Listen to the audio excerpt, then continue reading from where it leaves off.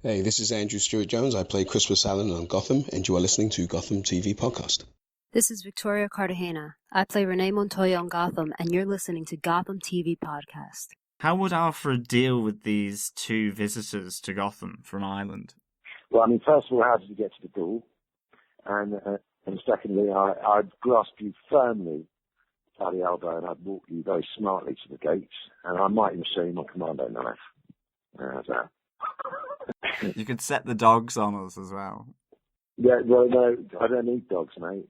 Welcome back, Gothamites, and welcome to Gotham TV Podcast, the home of the hit TV show Gotham and the DC Connected Universe. I'm one of your hosts, John. And I'm Derek. Welcome back. Hope you had a good St. Patrick's Day, and I hope you enjoyed the last couple of podcasts. Yeah, so we're up to episode 13 already. Welcome back, Jim Gordon is its title, and hence my opening. Mm-hmm.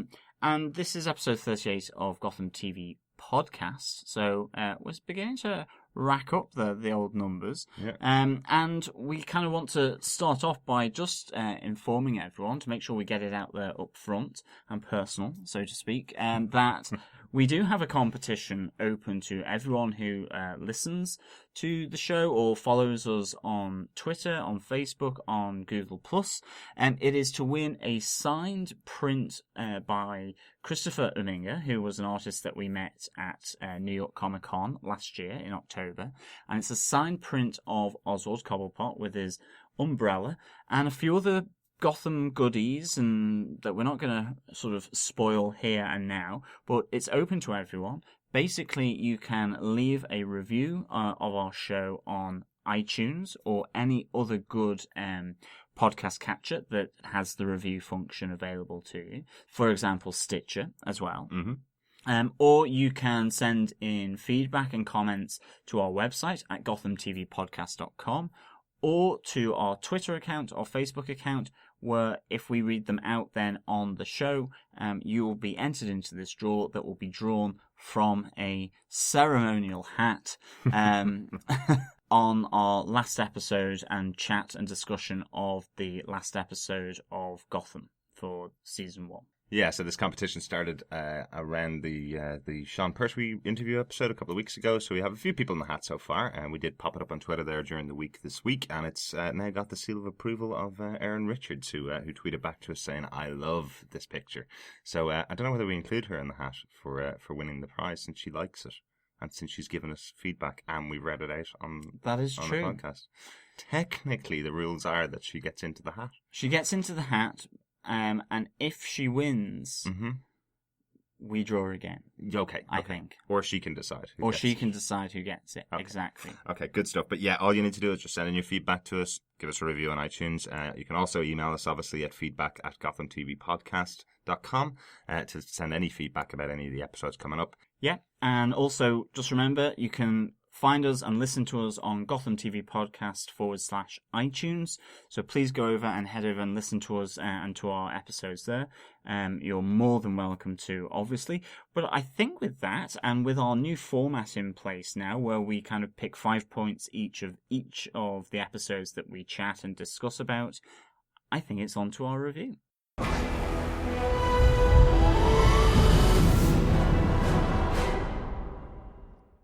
So this week's episode is Welcome Back, Jim Gordon.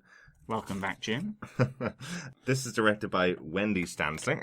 She's directed some episodes of Arrow and of Sleepy Hollow, so a good bit of pedigree there for these type of shows. This episode is written by Megan Mostyn Brown. She hasn't written an episode of the show Gotham before, but which she will be returning for episode 18. Everyone Has a Cobblepott. So you'll hear our thoughts on her writing for this episode, and hopefully we enjoyed it, because she is coming back in a couple of weeks' time. So that's episode 18, so about 5 weeks from now. John, do you want to lead us off with your synopsis of the episode? Yeah, certainly. Welcome back, Jim Gordon, to the G.C.P.D. And what a return it is. Jim's reintroduction to homicide begins with a seemingly routine and insignificant gangland-style murder over drugs. But the investigation soon leads him and his reluctant partner, Harvey Bullock, into the murkier and more corrupt waters, as a key eyewitness to the crime is murdered within the apparent safety of the G.C.P.D. precinct, whilst under Jim's watch. A wary Captain Essen, at the behest of an incensed and angry Jim Gordon, accepts the need to conduct an internal investigation of the G.C.P.D., headed by Jim, but warns him to tread carefully. All the while, Fish and Butch are given a very different kind of welcome to the Falcone family following their betrayal of their Don.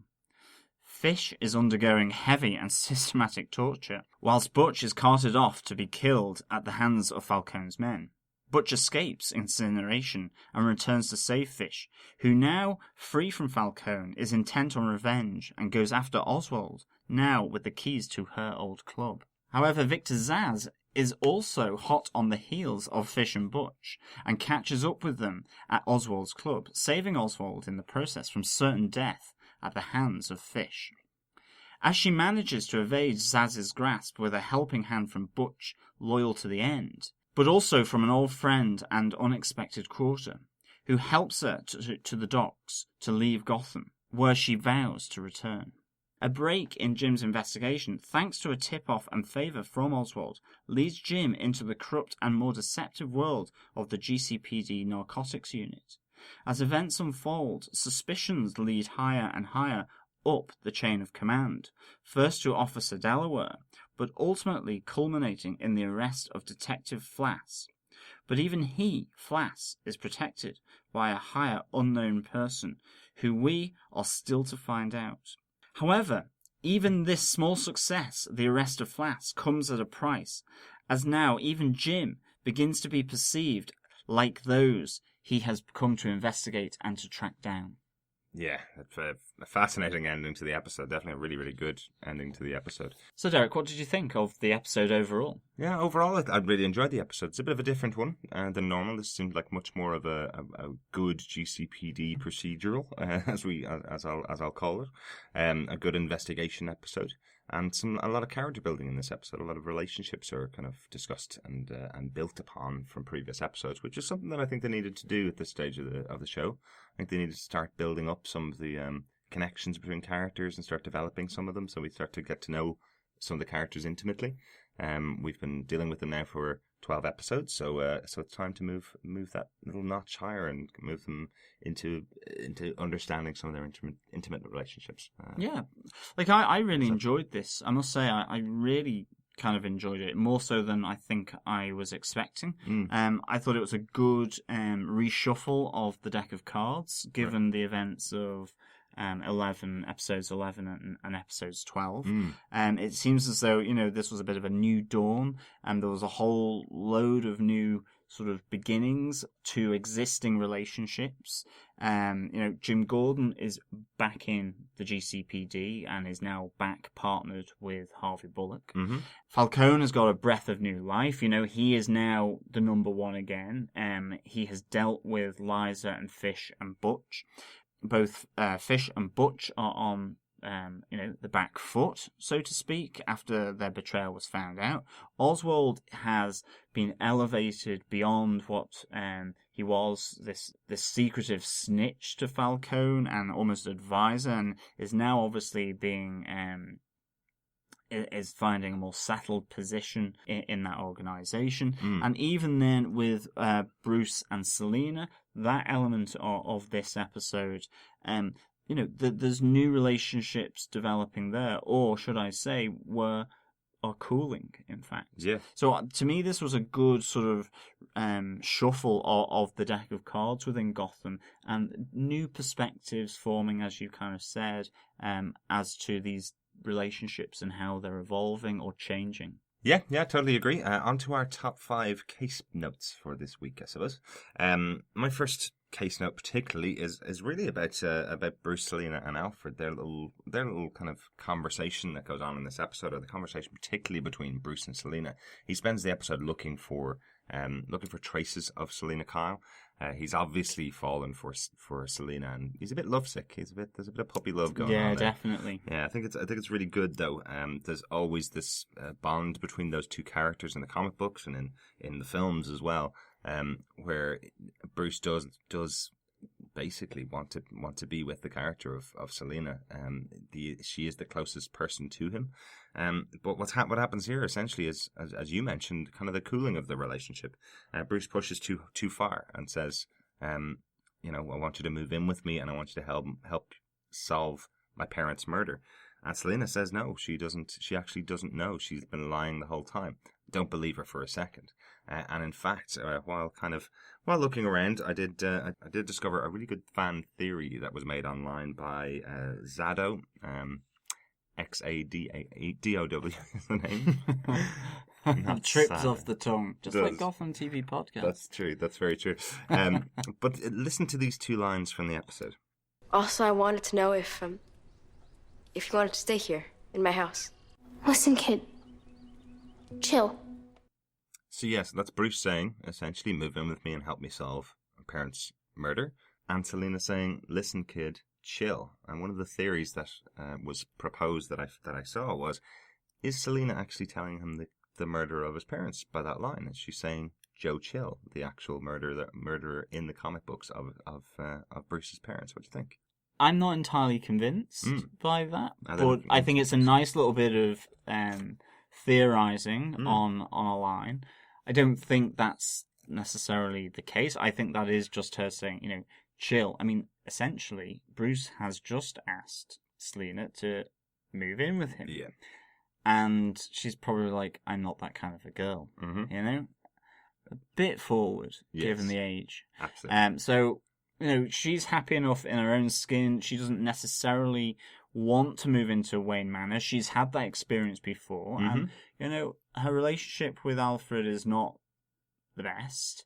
She has a connection there with Bruce, but it isn't maybe at the same sort of level that Bruce has, or the affection that Bruce has for Selina. I mean, for Bruce, Selina is his friend, and he doesn't have many. Yeah.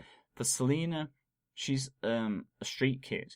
She has friends that maybe she really values, or whether they're just acquaintances who she needs or uses or can rely on from time to time, but ultimately is, as with cats, seemingly independent. So, there's a slight difference in the dynamic there, I reckon. Yeah, and also the last time she stayed there, she was tracked in, and an attempt on her life was made by a League of Assassins. So, probably not the safest place for her to live either. Copperheads, I think it was, wasn't it? Yeah, a League of Assassins led by Copperhead. Yeah, exactly. Copperhead, exactly. The Copperheads, yeah. So, yeah, it would be a bit like putting a big bullseye on her back from these people who are looking to track her down. So I think there's also a safety element for her here as well, because, to go to Wayne Manor is like putting a huge bullseye on the back of her. And, she's safe on the streets, flexible, she can escape where she needs to, she can blend in and make sure that she's not in harm's way. So for her, I think there's a safety element, I reckon. Yeah, absolutely. I do like the interplay, and again, as I say, the reason why it stood out to me is the fact that, Selina is essentially saying that she's done with the case. She doesn't want to be involved in it anymore. She doesn't want to have seen what she saw, and she's pretending it didn't happen. But it does lead into a great little bit of, Alfred's taking care of Bruce again, and his version of parenting again, where essentially it cuts back to Bruce. He's smashed the present that he's bought for Selina on the ground in anger, as Bruce Wayne is wont to do. And Alfred comes in with the line, shall I get a broom then, or do you want to continue crying over the shattered fragments of your tortured life? Which I think is just a fantastic moment from Alfred, where he's just kind of saying, look, just get over it. It is like sting. It's a real harshness that comes from Alfred. And yeah, I definitely got that. And even just slightly earlier when Bruce is trying to track down Selina, and obviously, he's bringing Alfred in tow. They meet up with Ivy Pepper. Bruce is speaking to her, trying to find out information, tells Alfred to hand over a $20 bill. But, Alfred's almost like she's got the mange. It's like, she's diseased and kind of, stay away. And are these the kind of friends that you're associating with? Aren't they just charming? Yeah, he has the same opinion as I have of Ivy Pepper's makeup, that he just wants to take her to the hospital but doesn't want to actually touch her. Yeah, but I think there is a harshness there coming from Alfred, which I suppose hints at his military background, to the discipline where that kind of emotional response cannot be allowed on the battlefield. It has to be slightly automated and mechanical in terms of how you deal with it so that you survive yourself. That kind of rigorous day in, day out training that means that you kind of have automated responses almost. So to me, I think it's a really good response from Alfred because it hints at that military background of his. I do think there's an undertone between the two of, harshness as well. I mean, I love their relationship, Alfred and Bruce. I think it's amazing, and there's some absolute moments of huge warmth and the appreciation. But we have, on the one hand, heard young Bruce order Alfred around. That's an order. Stop burning these books. You must do this. I order you to do this. A very master-servant relationship, a very sergeant, private relationship in that sense. Absolutely, or even just as simply as Ivy wants $20, Alfred pay her. That's very much the servant. He's carrying his wallet. He's doing everything for him. Yeah, that valet, that butler, that sort of manservant doing the bidding of the master. And I think then this is the reverse side of that, where he is Bruce's guardian, and he is basically saying, this is how you need to deal with it. Pull your socks up, stop crying, and brush up the mess that's been left. And I think that's probably thematic for, what's happened to his parents and to move on with his life, as well as the fact that his present to Selina is smashed into pieces on the ground of Wayne Manor. Yeah, absolutely. And obviously Alfred closes out with saying, I knew she was a wrong one anyway. So, he has his suspicions confirmed despite the wonderful moment that Bruce had together with her. Alfred always knew she was not right for Bruce, essentially, so that's what he's confirming there. But I like that. That's definitely my first point about the episode. It really stood out to me as a good moment and something that was really important to come back to the murder of the Wayne parents, which was the central point to the beginning of the episode. And just quickly as well, on your point, I do think that how Selina and Bruce Wayne, how Cameron Bickendover and David Mazouz, how they are interacting as the younger versions of these iconic characters is really, really good. I love their interaction, and I think it's been done really well. And again, it happens there over the snow globe, and that rejection of Bruce by Selina there in his study after actually being quite warm and fuzzy. I like that contrast, and I thought it was really good in this episode. Yeah, she does back off intensely when he says "move in with me." But that's my first point. John, what's your first kick? I think moving on to another lady in the show is Fish Mooney. I think for me, she shows her resolve and her mettle here.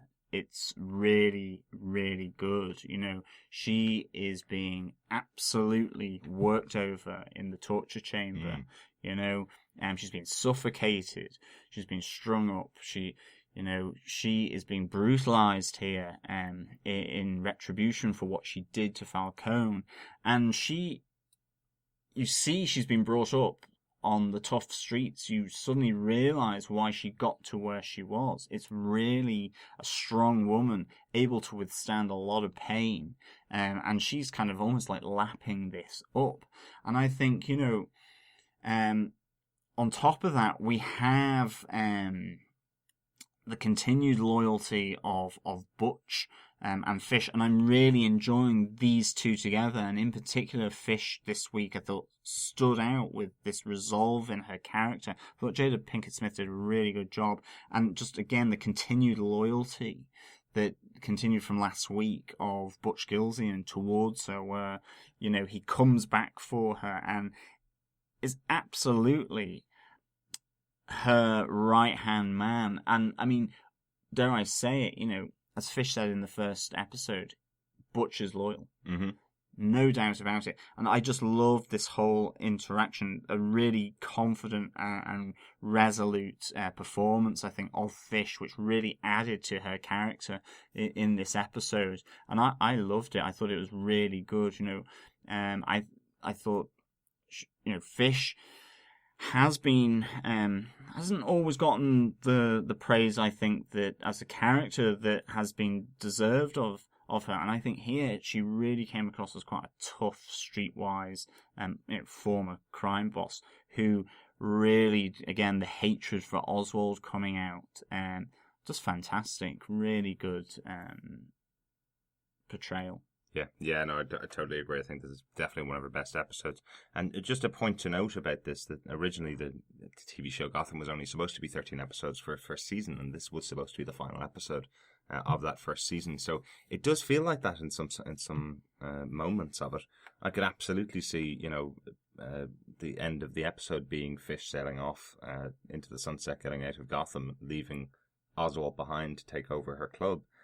That being the end of the first season, and then it leading into a second season if it got renewed, where Oswald is the owner of Fish Mooney's club and he's running that lounge. They set up enough questions in the episode, and they set up enough pieces of information going forward. But I think it would also be enough. We mentioned last week that the originally when Fish was cast, when Jada Pinkett Smith was cast in the role of Fish, she said she wasn't going to stay for longer than a year. So this would have been a good kind of send-off for her as a character, I think, in the way that the show had been written. But that's it. And it opened up her loyalty to Butch. It opens up her revenge of Oswald. And, I mean, that whole scene where her and Butch go back to her former club and, the Penguin's been there celebrating and kind of almost, without her knowing, rubbing her nose in it by triumphantly sort of taking ownership of this club and getting drunk there. And she comes in and she's there with the same baseball bat, I think, that was used to knock out the crook in the alleyway in the first episode again. And also break Oswald's leg. Yeah. She's there with the baseball bat. She uses it on him again. Mm-hmm. I mean, it's really, really good that this all kind of comes tying back together with this revenge story. And I mean, again, Robin Lord Taylor and Jada Pinkett Smith, I think, have been really, really good together. I mean, you had the initial face-off between them in her club after he was shown to be alive again and was working for Maroney. And, he comes to meet up with her as Maroney's aide. I think it was probably in episode 8, probably The Mask, just after Penguin's umbrella. And here we have it again where, he is on his knees. He's just been clobbered by this baseball bat, yet he almost tells it as it is to her. He's honest with her to say, you're calling me an umbrella boy, sort of a working boy, a handyman for you, yet you didn't see any of the stuff that I was doing. I pulled the wool over your eyes. You were the fool here. And he really puts it to her, really, that she failed. And you can see it boiling up in her eyes as he's telling her. And, I mean, I would say essentially without Victor Zsasz turning up to, who's on the hunt of Butch and Fish after their escape, without him turning up, Penguin's probably got a baseball bat in the head and is gone. He gets saved by Victor Zsasz, and I think the kind of the hysterical laugh after that point is that realization that in some bizarre twist of fate, again, he's come out against all the odds and survived an encounter that could have led to his death. And I love it. Yeah. And again, it's the whole 2 steps forward, 1 step back, or 5 steps back, where, he's swaggering around drunk, showing off in his new club. Fish turns up, pulls him down a peg or two, but then he gets back up and again, he's ahead of the curve. He's survived and he's still there in the game. I love it. Really like it. Yeah. And I think this is all down to actually a really great character in Fish Mooney. Yeah. No, I totally agree. And I like just one final comment on Fish for me is that, obviously Harvey and Fish's relationship is revealed. Definitely. I think that's quite an interesting point. Jim needles Harvey at the beginning of the episode about it, and all that Harvey will say about it is the woman is hard as nails. And this episode absolutely proves that Fish is hard as nails. She's got a bag over her head for a couple of minutes, essentially. And that's what the the guy who's torturing her essentially goes, "I've never seen anybody be able to take this kind of torture, but we're only getting started," kind of thing. And she's willing to accept it all. She's a strong woman, and she's not going to take any kind of torture like this. But yeah, it's a lovely little scene between the two where, you know, he puts a coat over her shoulders. He's kind of saying, you know, my advice is don't come back. The end of the episode. At the end of the episode, right. You know, that I've always had your best interests at heart, which is really interesting. And I'd love if the writers really delved into that statement, you know. I almost feel that Harvey has become cleaner and cleaner as the episodes have carried on, and this just kind of pulls him back into that grey, murky version of Gotham, where, well, to what extent, you mean, have you been protecting her? And I just like the fact that, you know, Butch means so much to Fish from that loyalty point of view, and she just says to Harvey, and it shows the trust that she has in Harvey as well. It says, if you find Butch, help him. So that's a great little touch to Fish's character, and I think to Harvey's character actually. Yeah, definitely. It's good to see that. So what's your second point then? You've covered a lot of my second point. It's actually mostly about Oswald taking over Fish's club. I think it's really interesting to finally see Oswald attain one of his dreams. Certainly, he dreamt small to begin with. He dreamt that he was going to take over Fish's club. That was kind of where he was aiming for. I don't think he was dreaming to take over Falcone's business. I think he was very much looking to take over Fish's business, finally get back at her for what she did to him, kind of thing. So he's finally achieved the dream. He's standing on stage. So he's finally achieved the dream. He's showing off to his mom. He brings her into the club, and she gets drunk. Takes the kind of moment away from him by going up and singing on stage for what looked like hours. Seriously. And he eventually kind of gets her taken home by his right hand man Gabe, and yeah, it's kind of, he finally gets the moment for himself, which is, I now own this place. I can do whatever I want to in here, and it's basically him with a rock track and a bottle of your finest, touching every single thing in the place, saying this is all mine, mine, mine. You know. Really great stuff. And it's like a warm hug of the club, isn't it? It's a really good moment. Yeah, it is. And just the one moment that really stood out to me is finally Oswald standing on stage and welcoming everybody to the new club, about to say the name, and it gets cut off by Fish as she arrives, as you mentioned a moment ago. But I think that bit just really stands out, because I was absolutely waiting for him to say the Iceberg Lounge, his club, well known from the comic books, well known from the computer games. That's kind of the level that Penguin eventually achieves, is basically owning his own club and running all his businesses from there. I thought it was going to happen. I was suddenly thinking that he's finally achieved his dream, but Fish comes in and spoils it all for him. But yeah, I really enjoyed that. I completely agree, and I think this was one of my other points, was that the development of the Penguins, or Oswald Cobblepot's and his mother's relationship there in those scenes is really nice. There's that one moment where he hugs his mum when he's essentially kind of forcing her and pushing her out the door because she's overstayed and outstayed her welcome to the opening of his club, and she's kind of taken it and run with it rather than all the glory being on him. And they hug, and he's still this loving son, but it's just the look on his face is right. It's almost like through gritted teeth, where it's like, thanks, Mum, for coming, and thanks for ruining it. I still love you, but thanks anyway.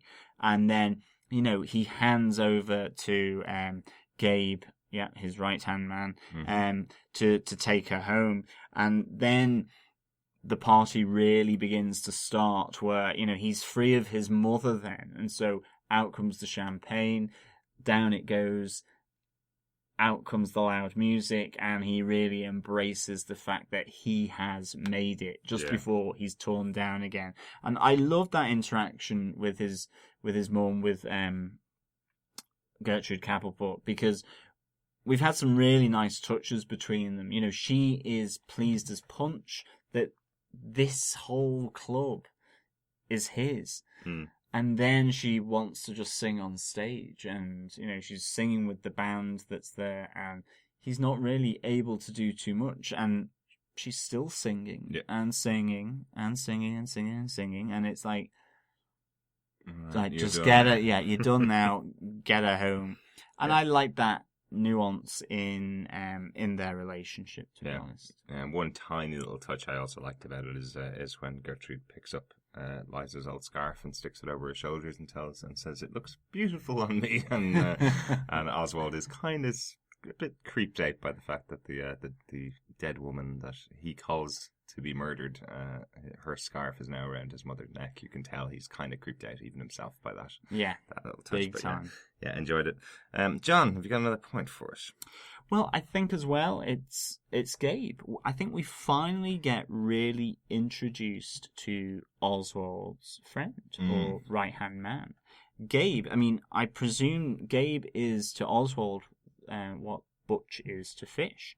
And, you know, we've seen him there in the background in a number of episodes, but I feel that as though this episode, he really got introduced properly in a number of ways. I think, first off, as I kind of just intimated, Oswald trusts him to take his precious mother home and to take her back.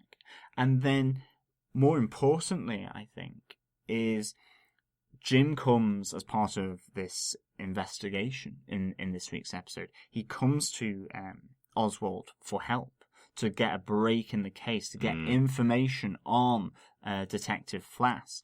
He's looking for a favour and for help, and you can see that it's really tearing Jim up to ask for this favour because he wonders what is he going to have to do in return. He knows it's not for free, even though Oswald is kind of saying, well, what do friends do? They help one another out. They don't need to do a return favour. They just help them out as and when they're asked. And that's how Penguin sees his relationship with Jim. But who does Oswald entrust this information to get? He trusts Gabe. And we're really introduced to an evil and ruthless right-hand man, just in the same way as Butch, where he is questioning Detective Delaware at his home with a gun to Delaware's head. And that's all you think. It's set up as though he is questioning him, he's interrogating him, he's intimidating Delaware with the gun to his head, and he spills the beans. Yep. And then it's all of a sudden, his foot comes up, and Delaware's wife comes out of a bathtub full of water, and she's been held under water.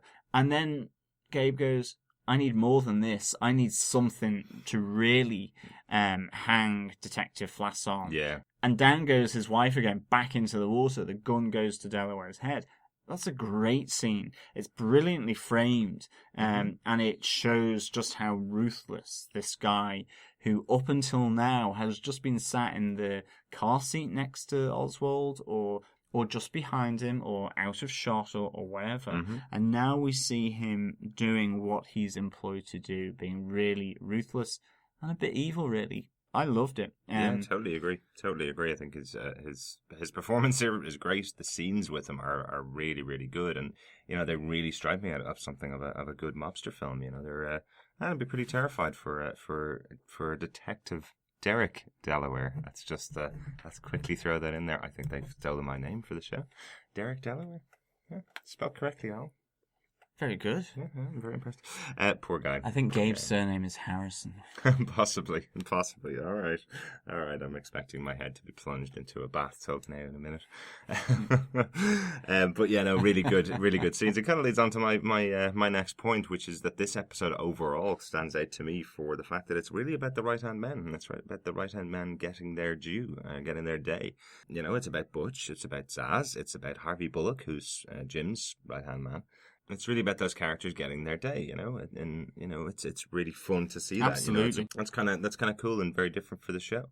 It's about Butch again becoming more important to the story, and really showing his loyalty to Fish. It's about Zsasz becoming the real right hand man for Falcone. Remember last week he was crying about the fact that Falcone might leave and he wouldn't have anything to do anymore, anything justifiable to do anymore. And now this week he's able to truly embrace being the right-hand man to Falcone and take out Fish and Butch.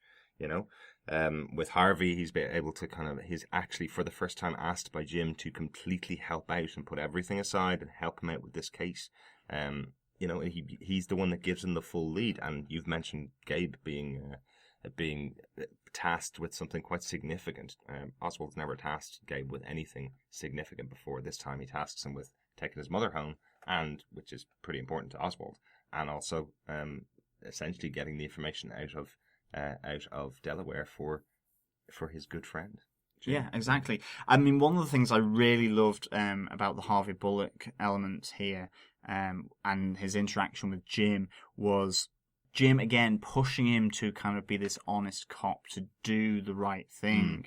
And it brings it back to what I think, what I always thought Harvey was about, which he's not a corrupt cop, so to speak. He just does his thing. And he delivers a line to Jim, which is kind of like saying, it's not that I won't help you, but I don't need to if I don't think it's good for me. And he says this line, my thing is for me. Mm-hmm. He will do what he thinks is right for himself that sets him up. In effect, he's a selfish detective and who's looking out for number one, and that number one is him. And if it helps him out, he will help Jim out. Now, sometimes he does melt and he does things which are right, but are we really seeing the true Harvey Bullock? Because, again, we see that through all of this, despite everything that's gone on with Fish Mooney, he's got a soft spot and he will do anything for her, and he will give her the advice, which is, my advice to you is stay away. So he also has loyalty to his relationships, whether it is Jim as a professional partner and detective, or to former romances, I suppose is really what that is, and flames, which is with Fish Mooney. So he does have a loyalty there, and sometimes it goes against his main philosophy, which is, I look out for number one, and that's me. Yeah, no, I agree with that, definitely. Not sure I agree with that he'd do anything for Fish. I think it's kind of pointed out here that he does care for her. He'd do anything to keep her safe. But I'm not too sure. It's not really been explored, and I haven't really seen a huge amount of evidence of him being hugely corrupt. He definitely takes money under the table and definitely will, turn a blind eye occasionally. I don't mean he's corrupt. I mean he looks out for number one, and sometimes that goes against what Jim is trying, which is a bit more moral. It's a bit more highfalutin. I mean, Jim is a very moral-driven, good, bad, right, wrong guy. Harvey Bullock plows a field right the way through those two extremes of right and wrong, and says, sometimes what you think is wrong is good for me, sometimes what you think is right for me is wrong for you, and sometimes what's right for Jim is also right for me, and I'll go that way. But that is interrupted sometimes by his loyalty to the job as a good detective. I mean, ultimately, he is a good detective. I don't think he's corrupt. Yeah. I just think sometimes, from another person's standpoint, what he's doing, why are you doing that? You shouldn't be doing that. Yeah. He's not doing it for any feathering of, say, people in higher power, or that's how it appears to me at the moment. But having said, coming back to what you said there on Fish Mooney, I think one of the other things which is interesting is that Fish did try to kill Harvey Bullock in episode 1. She orders Butch to go and get Jim and Harvey. They're strung up in a meat locker, about to be shot, and they're only rescued by Falcone coming along saying, you don't kill cops without my say-so. Yeah. It's bad for business. So their relationship has been tense, but obviously they've moved through that, trying to kill one another and to undermine one another. And I do like that greyness of Harvey Bullock, to be honest. Yeah, Harvey clearly didn't hold that against her, I suppose. It's very much, he does have a soft spot, definitely.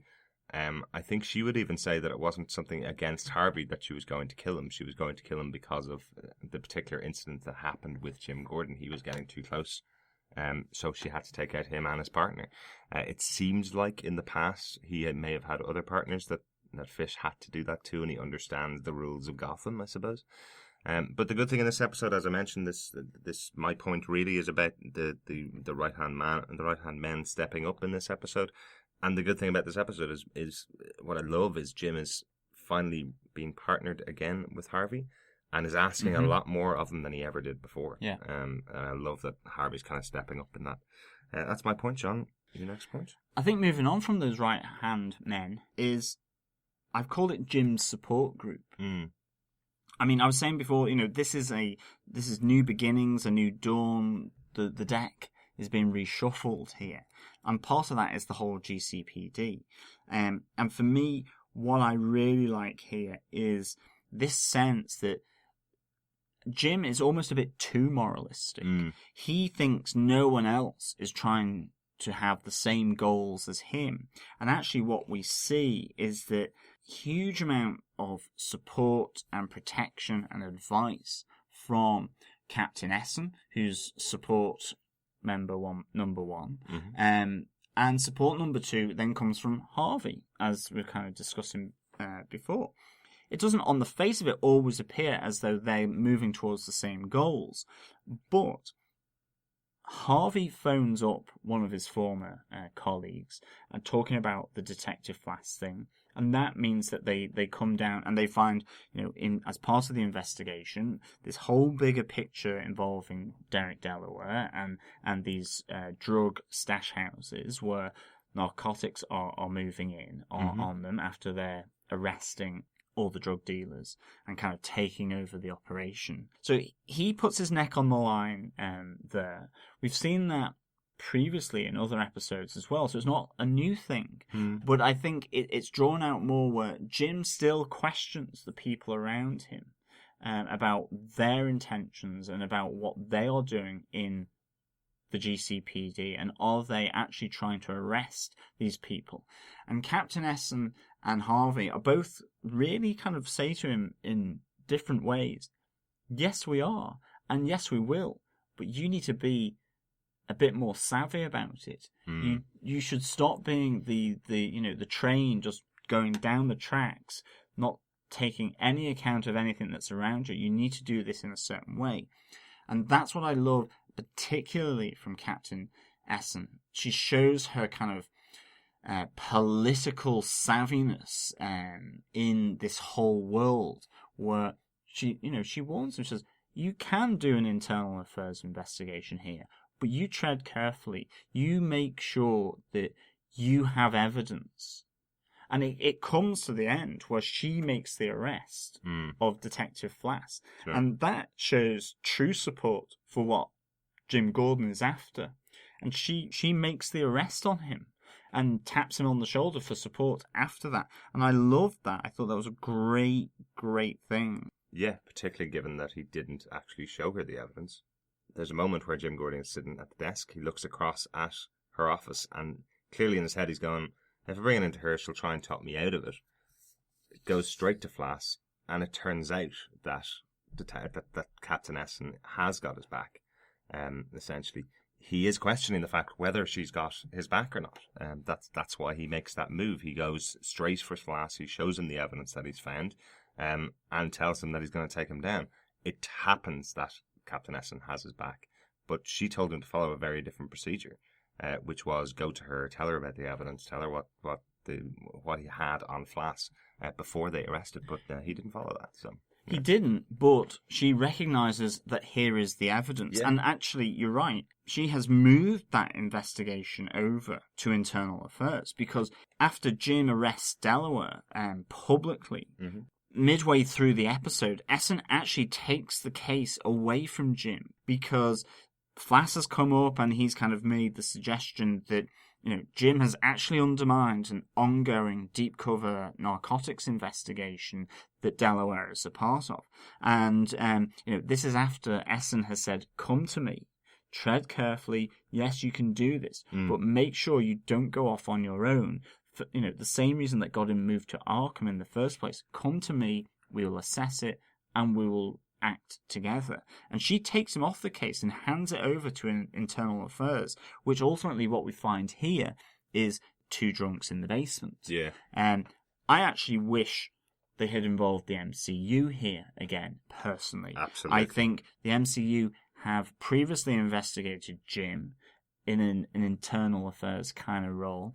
I think this would have been a perfect opportunity where now they're doing it in a way that has Jim's back and is following up on Jim's suspicions. I think that would have cemented their relationship. And I kind of wish that rather than internal affairs being called Two Drunks in a Basement, because I think there could be more in the future.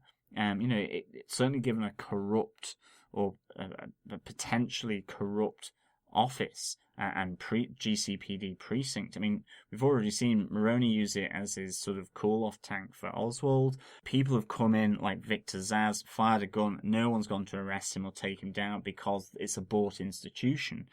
And I would have loved to have seen the MCU brought in here. Renee Montoya and Crispus Allen. I thought it would have been really good. Nonetheless, that didn't happen. But the main point being is that Essen will come down against Jim if he goes against her, because she's politically savvy, and that's what I like about her. That's what I love about this. But ultimately, she has this support for Jim and has the same end game, I think. Just a different way of going about it, and I really liked that about this episode from Captain Essen. I thought it was a really strong episode for her. It really just showed the strength of her leading the precinct, and I loved that. And coupled with then Harvey Bullock's help of him in a much more understated way, I liked that kind of theme being brought out around Jim, definitely. Yeah, no, I'd agree with you. It just kind of bleed in a little bit to one of my points, which are just a couple of things. We have so many points that are similar this time. Yeah, there's quite a few crossovers in what we've said, I suppose. The one couple of things I wanted to say about my point was really it's the episode centers around the GCPD a lot more, as I mentioned earlier on. Jim Gordon is really still trying to clean up the GCPD. That's kind of seems to be a central goal of his. It's not just investigate a crime, it's clean up the GCPD. If there's elements that he wants to root out, very, very similar to the comic book character Jim Gordon, which is good. If there's elements that he doesn't abide by or finds to be unsavory within the GCPD, that's the first thing he'll go after. He just is absolutely intolerant of someone not investigating a crime correctly, of someone being killed on the premises of the GCPD is just out. That's completely unacceptable. And what he finds here is he's able to get the whole band, every single person in the GCPD other than Flass and his three mates, stands behind Jim here in this episode. Finally, they understand what Jim's point is. You can't have a witness coming to our precinct and being killed on the premises if you're going to be a cop. You can't do that. If that happens on our precinct and we don't clean house and we don't take care of those people and take them out and send them to prison, we are going to be a much worse police service than any of us wants to work for. And everybody stands up. Everybody has his back. It's not just Essen. It's not just Bullock. It's also Detective Alvarez, who was called out a couple of times in this episode as being quite a corrupt cop himself. He's been called out in the past as being a very corrupt cop who takes bribes all over the place. But bribes are one thing. Killing someone in the precinct is a very different thing, and that's very much seen in this episode. So I thought that was quite interesting. Yeah, no, absolutely. I think that whole element of the GCPD, and I think it kind of moves on to my final point, is just the whole investigation aspect of this episode is great. There's the internal investigation and storyline that comes about from the killing of a nondescript sort of low-level drug dealer. Mm-hmm. There's the introduction of the narcotics unit in the GCPD with Detective Flass, who we get confirmed here as part of the GCPD. We were kind of talking about it last week about whether the guy that was around Kristine Kringle was Detective Flass, and here we have it is a confirmation of that. Mm-hmm. We have this interplay with Flass and Jim Gordon, which from Batman Year One, they do not get on with one another. They are, again, opposite ends of the spectrum here. Jim has right from wrong, has a moral compass. Flass is essentially as corrupt as they come, Yeah. is protected, is arrogant. That's really, really good. You have mention of internal affairs being introduced as well. Mm-hmm. Now, it's two drunks in a basement, but nonetheless, we've got more expansion of the G.C.P.D. World, which I think is really good. And it echoes to me aspects of Gotham Central Comics, which we reviewed in the build-up to this. It's one of those episodes that really does tackle, I think, more meaningfully the corruption of the G.C.P.D. It's fine that Victor Zsasz comes in with a gun and shoots it in the air and no one tackles him, and we can say that it's a bought institution, but this really gets down to the nitty-gritty of the dirt that is in the G.C.P.D. It's not a one-off scene. It really shows how Essen, as I was describing before, is managing the politics of almost knowing that there are these corrupt people who are bought off but have protection, and she has limited powers to do it. The likes of Harvey Bullock, who is knowledgeable of all of this and, tries to balance himself on not getting involved that deeply in that area, but also not hacking them off and making them angry so that they come after him, or he's a focus of, or a target of their anger, or of just needing to get rid of him because he asks too many questions. And I love that element of this whole storyline and the investigation. And to me, this does remind, as I said, about Gotham Central, and in particular, I think issue 32 called Nature, which involves the narcotics unit and the drugs actually being sold by officers on the beat, and to homeless people. Yeah, that's the Poison Ivy episode, isn't it? It's the Poison Ivy issue, and it's really good, and it has echoes of that for me, and so it's really good to see this being laid bare in this episode. And I think what tops it all off for me is the twist at the end, where Derek Delaware has been abused by Gabe. He's come in, infiltrated his home, tried to essentially drown his wife as a bargaining chip for information in order to pass on to Jim Gordon. And in that process, it would appear he's dropped Jim's name. And we have that end scene, that twist for Jim, where Delaware, who was kind of fairly arrogant himself, I'm above the law, you can't touch me, Jim, kind of almost putting that in his face, when Jim and Harvey come and break into one of the stash houses, he's there moving a load of drug product, and he just pulls out a Judge Bam Bam warrant. So it looks like, and he can say, we're just moving this along. Yeah. We're not actually moving this on to consumers. We're just moving this along from a purely professional police investigation route. Yeah, it's good that you mentioned the Judge Bam Bam warrant. It's a really good point. Jim had used this in the past. In one of the previous episodes, he'd used the previously signed Judge Bam Bam warrants, which you just fill in whatever you want to investigate. Yeah. They're already pre-filled, already pre-stamped.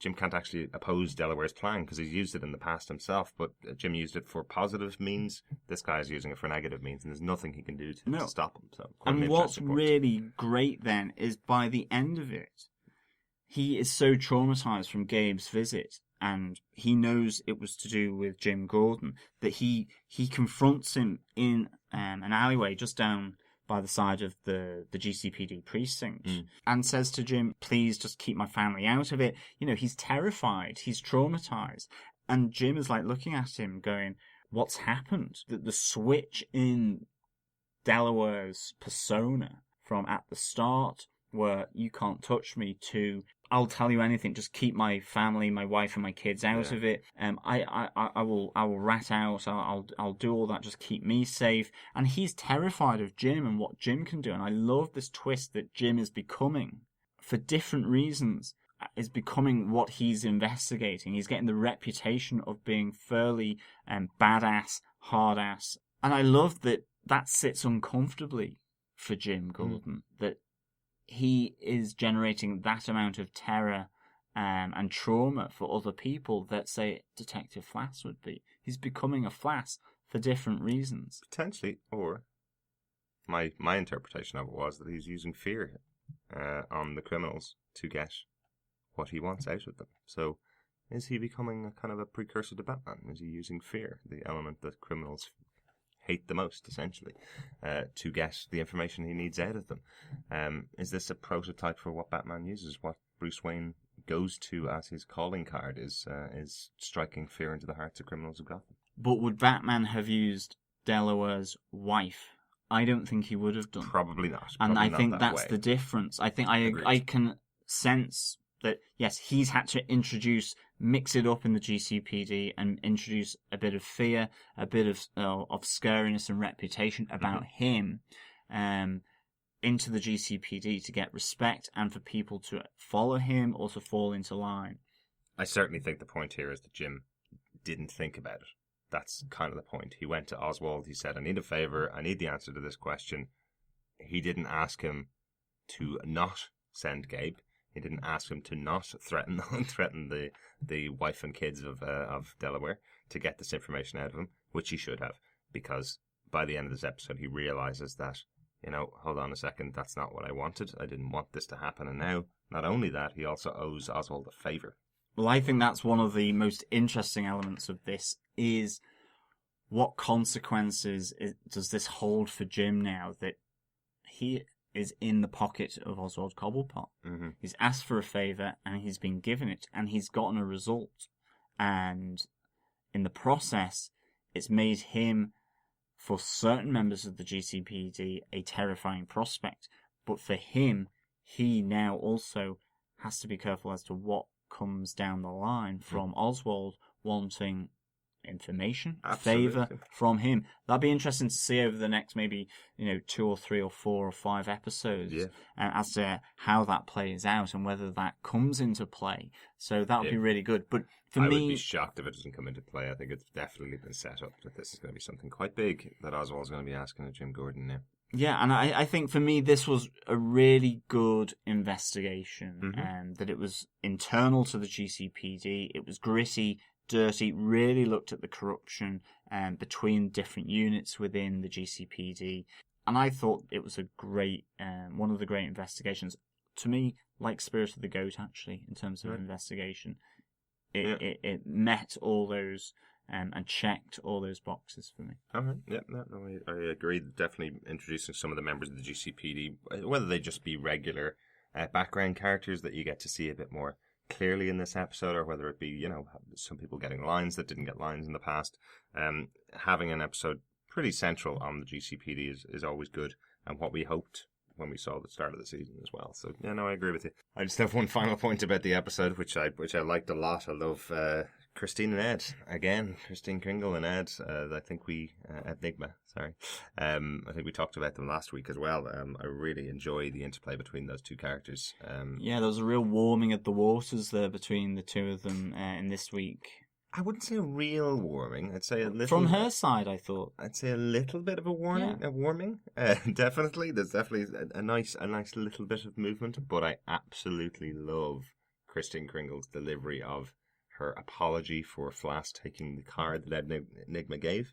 Flass is essentially reading out Ed Nygma's card and joking about how terrible it is. Kristine comes in and gives the apology about it to him. Ed kind of goes, oh, well, could we possibly go out for a drink? And then she says, no, don't say anything more. So there's a little bit of a warming, as in she doesn't want him to be hurt because she's a kind human being. Absolutely. Because she's a kind human being, but nothing more than that. No, absolutely. And I thought there was a real nice scene where, in addition to that scene where he's taking all the onions out of his Chinese takeaway, and, she is kind of saying, it was really nice what you wrote. I'm sorry that Flass had sort of teared it apart and joked about it in that way. But he's doing it, through a magnifying glass, which is backlit. And I love the lighting on Corey Michael Smith's face and how he just looks really like Edward Nygma for me. Right. In that few scenes where he's in the darkness with this kind of fluorescent light coming from the magnifying glass as he's picking onions. I mean, it's so OCD. Absolutely. Which fits the character really, really well. But his face is illuminated with this, kind of bluey cold fluorescent light. And to me, it just looks something out of the comic books. It's perfect. I mean, I've always been cast really well, but in that moment, for me, it is Ed Nygma, and I see the Riddler totally in him. And I thought that was a great little moment, and set up in the design of that scene and how it was shot and how it was lit was really good. Yeah, no, I definitely like the scene. I think particularly what I liked about the scene was his reaction to her. To Kristine, again, saying, the card's thoughtful, don't say anything else, I'm leaving now. And he goes, there is hope. So regardless of what Kristine said, Ed thinks there's hope between the two of them for their relationship. I'm not so sure. I have a feeling there's going to be quite a significant fall for Ed coming in the future when Kristine does finally spurn his advances and potentially helps to create the Riddler. She may be the one that tips him over the edge. Yeah, absolutely. Yeah. I mean, and I think with that, it is that this is another really solid episode of Gotham. It really builds on the events from the previous episodes, but also has a great standalone, gritty investigation of the G.C.P.D. itself, which I think was really, really good. And for that, this is one of my favourite episodes, I think, so far. Really? I think it's really good. The more I talk about it, the more I watch it, I find it really quite close to what Gotham Central did in its series of comic issues. And I liked Gotham Central, and I wanted to see that element, and I think this draws that out. So this, for me, was a really good episode. Very interesting, very interesting. Yeah, I enjoyed it. I definitely enjoyed it. I thought that I absolutely wanted a couple of episodes of G.C.P.D. investigations, and this is a really good one, definitely. And I like how it plays out. I think there's probably a lot of serialized elements, and if I suppose after watching the last 12 episodes of the show, unfortunately I've become accustomed to it changing up every week. Sometimes, if I felt this was going to lead in directly into next week's episode and there was going to be a payoff for what happens here with Jim, etc., I probably would be a bit more optimistic about it. Unfortunately, just knowing how the show has gone so far, I just feel that there's not going to be the payoff in episode 14 of the show for Jim realizing that he's pushed another detective to the edge, or for all those other investigations, or for the whole GCPD standing up together. I feel next week's episode is going to kind of reset the GCPD back to where they are this week.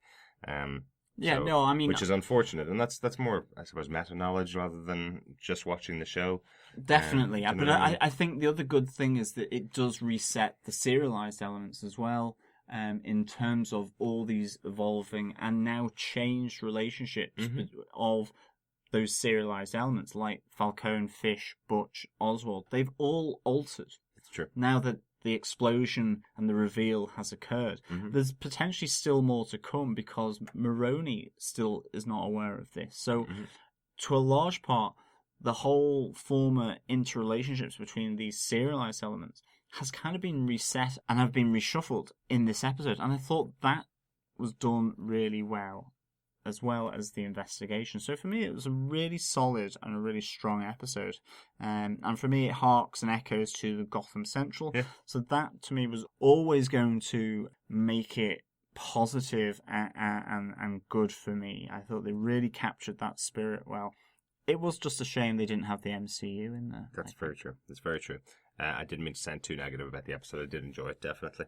I've just got a couple of little notes about the episode. Yeah, go on. So Michael Eklund, who played Bob, the torturer in the scene with Fish Mooney, he had formerly played Barton Mathis, who was the doll maker on Arrow. We know we're getting the doll maker later on in the series. It's clearly not going to be played by Michael Eklund. He ends off with quite a nasty end at the hands of both Butch and Victor Zsasz. So he gets a bullet in the head, I do believe. That's right. So so probably not going to be the dollmaker on Bye Gotham. Torture. Yeah, Bob. Poor Bob. Poor Bob. Nico Nicotera, who played Derek Delaware on the show, also starred in Sons of Anarchy alongside Donald Logue in a previous life. So interesting. Yeah, played the character of Rat Boy on very interesting. Haven't seen all of Sons of Anarchy. Have watched quite a few episodes of it, and really good show. Really much more adult show. I wonder if he will become Anarchy. He was fairly highly strung by the end of the episode. Dirk Delaware, yeah, perhaps he could become. Maybe he will become Anarchy. Maybe that Sons of Anarchy theme will run through into him becoming Anarchy. Yeah, perhaps he was also in the movie The Purge Anarchy, so Anarchy obviously lives side by side against Nico Nicotera, so maybe he is Anarchy. Although the character of Anarchy is usually a young teenage boy, so perhaps not a married man with kids. But you never know. They could take the character. One other point for me for the episode is Carol Kane. We've been watching another show recently called The Unbreakable Kimmy Schmidt. Yeah, brilliant. Really funny. I think I'd mentioned when Carol Kane was cast that I remembered her from the movie Scrooged, and I hadn't really seen her much in anything much since that time. And then she came into Gotham, and I'm really excited. And then all of a sudden, turned on Netflix a couple of weeks ago, and The Unbreakable Kimmy Schmidt is on there, and a really good comedy. And she's quite central. She's in every episode so far. Well, she's their landlord. Yeah, or landlady, I should say. Yeah. Shaving her legs on their couch the last episode, I think I saw. But a really funny show. And again, Carol Kane plays kooky sort of landlady so well. Absolutely. It's really, really good. So if you want to see more of Gertrude Cobblepott, go on and pop onto Netflix and watch The Unbreakable Kimmy Schmidt. It's worth a half hour of your time, definitely. That's my notes for the episode. Anything else from yourself, John? No, I think I am all noted out, actually, from this show. I think, again, as I say, I can't really say how much I really enjoyed this, and the more I think about it, the more I kind of enjoy it. I think it was a really good episode. So welcome back, Jim Gordon. Mm-hmm. You have done us proud. Excellent. Next week we are on to the fearsome Dr. Crane. So that's going to be a 2-part episode, but will be broadcast 2 separate weeks, which is good for us. We're not going to have 2 episodes back to back next week in the UK. The next episode is directed by John Baring and written by John Stevens. John Stevens has written 3 other episodes so far on the show. He's written Selena Kyle, The Balloon Man, The Mask. So hopefully he'll be honing his talents again on the fearsome Dr. Crane next week. Yeah, no, I'm looking forward to this. To me, this feels like a real introduction to a classic Batman character, or at least his father, and how that results in a traumatized person that becomes the Scarecrow ultimately. So I'm really looking forward to seeing how they play with this and breathe life into Jonathan Crane via and through his father. So this should be really good. Yep, really looking forward to that one next week. Yeah, so if you want to listen to us talk about the fearsome Dr. Crane, you can obviously catch us on Gotham TV Podcast /iTunes. You can follow us and listen to us on Stitcher, Player FM, or any other good podcast catcher. Just search Gotham TV Podcast. If you want to be involved in any of our interaction through Twitter or Facebook or Gotham Plus or Google Plus, you can just search Gotham TV Podcast and tweet at us, like us, comment about us or about the show, and obviously remember there is that competition, as we said at the start of the episode. Yeah, so on to feedback. Fascinating. Point well made, I think. As John mentioned earlier on, everybody that sends us in feedback will be entered into our competition to win the Penguin poster, which is really good, and some other prizes. We will start to announce those prizes as we go along over the rest of the episodes. Our first piece of feedback this week is on our Rogues Gallery episode. Remember, we released 2 episodes last week, Rogues Gallery and What the Little Bird Told Us, because the 2 episodes aired in the UK. Our feedback comes from Dylan Exner. He makes a point that we forgot a joke I watched last week, which is Butch's line, "Don't even joke like that." Essentially, I think Dylan feels that possibly Butch is one of the jokers. Is that possible, do you think? It could be. Yeah. I would say maybe the Guinness clouded my judgment. We were recording on St. Patrick's Day, but I mean, yeah, anything like that is a great catch. So again, actually, Dylan comes in with a great catch. We missed another 1 or 2 Joker watches that he's kind of highlighted for us. So that's really good. But certainly we know that the Killer of the Waynes is a heavyset guy. If he says something like that, it could be that he might morph into being the Joker, possibly. Butch Gilzean. I know there's some other fan theory about Butch potentially being the Penguin, and the Penguin not being the Penguin at all, or Oswald Cobblepott, but maybe he's the Joker. But there's some crazy theories out there. There are some crazy theories out there, but maybe, that Joker Watch line is perfectly valid for the time being, I think. Yeah, absolutely. Thanks very much for that, Dylan. I still think my theory is that Butch is the killer of Bruce Wayne's parents. I still think that's who he is. That's still not changed throughout the episode so far. I think we may find that. But could he be Joe Chill then? His actual real life name? Maybe. Another thing that Dylan mentioned was that actually Leslie Tompkins, played by Marina Baccara, she has had potentially a love interest with Alfred Pennyworth. That we had been saying that we weren't sure whether she'd had a love interest with anyone else before. We know that she has the back of Bruce Wayne, the older Bruce Wayne, and Batman. She doesn't like him being a vigilante, but maybe what Dylan is saying is that she could have had a love affair and be a love interest for a Alfred Pennyworth, which fits in with her role in the Grown Up, I suppose, Batman universe, where you have older versions of these characters by that. So that's a really good point. And yes, she has been linked romantically with Alfred Pennyworth on, I think, more than one occasion in her role as a guardian and protector as well, along with Alfred, of Bruce Wayne following the death of his parents. Yeah. I'd always said there's some things that I'm not fully sure on in all the history of Batman, but so I'm sorry about that little error of mine last week. But hey, we had 4 hours of podcasting going on, so some little things do slip through the cracks. One other thing that Dylan mentions is that Gruber in the episode really reminded him of Hugo Strange. I've popped up a photograph in the show notes for this episode.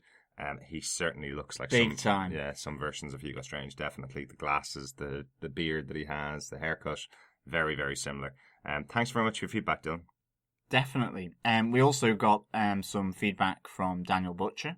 Thank you, Daniel, Detective Daniel, and thank you as well, Detective Dylan, we should say. Daniel says that for episode 12 that what the little bird told him, still have problems with that, even without the Guinness. Loved that Johnny Cash opening, and it's a great opening for the episode. It really adds to the atmosphere of the whole episode. It's great. Yeah. Doug Green, another one of our listeners, came to us with a little bit of a question for a bit of clarity after the end of our episode. John, what Doug is asking you is, can you help out the ignorant Americans? What is a bacon bap? Well, first of all, Doug, certainly do not be harsh on yourself. It's not ignorance. It's just a colloquialism. People in southern England probably wouldn't know what a bap is either. Yep. But a bacon bap is a bacon butty, is a bacon sandwich. A bap is a large, soft white roll, which is something that in northern England, I think in Scotland as well probably, a bap is commonplace. It's a soft white roll, which is very large, and when stuffed with bacon, maybe sausages and a fried egg with a sauce of your choice, whether it be ketchup or brown sauce, is a great way to start the day. Certainly if you've had some alcohol as well, I think.